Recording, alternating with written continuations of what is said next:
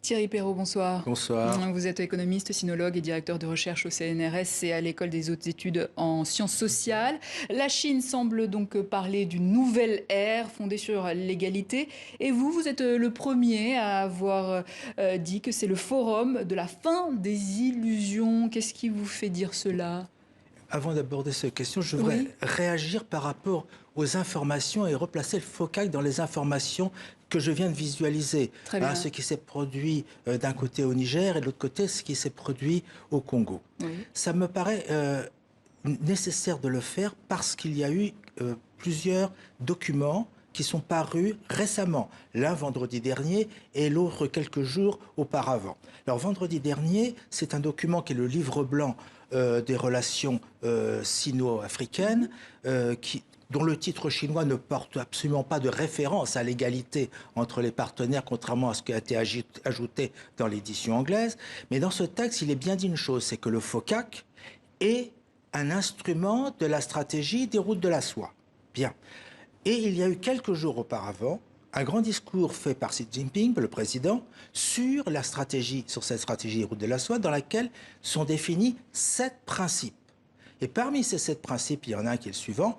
On ne va pas là où il y a du danger, on ne va pas là où la situation politique est troublée. Oui, ça c'est la position de la Chine.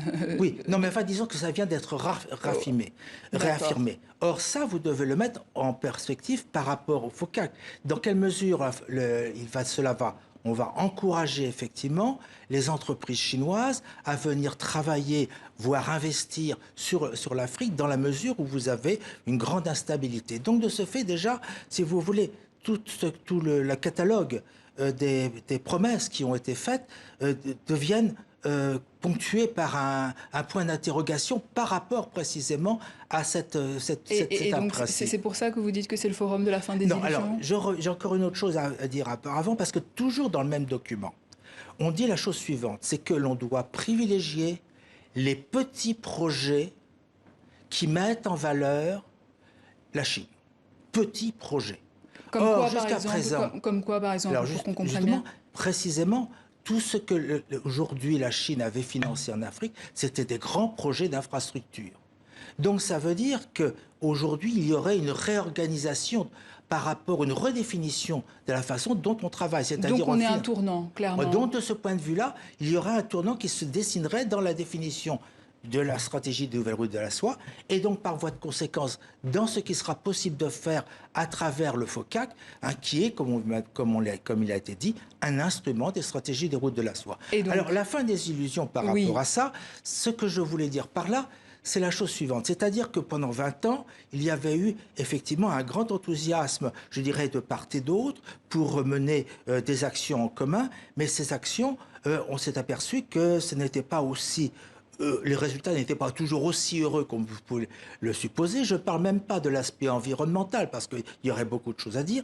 Mais ce qui est manifeste, et dirons-nous, le ministre malien qui vient de s'exprimer l'a dit de façon avec beaucoup d'euphémisme. Il faut un changement de méthode. Il faut un changement de méthode.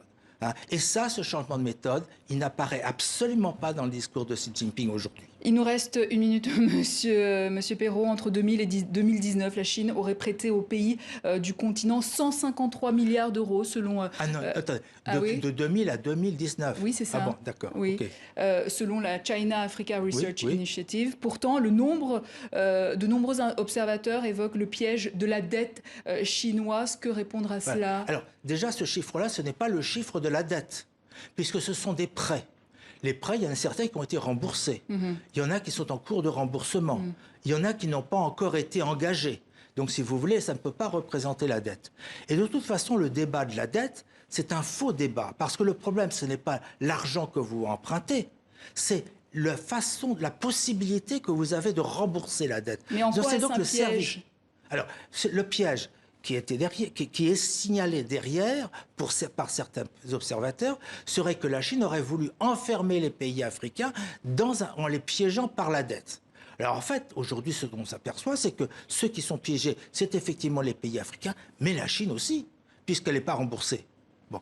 Donc c'est un problème qui est beaucoup plus bas. Merci. Oui, Thierry Perrault, le temps est écoulé, ça va vite, 5 minutes. Je rappelle que vous êtes économiste et sinologue.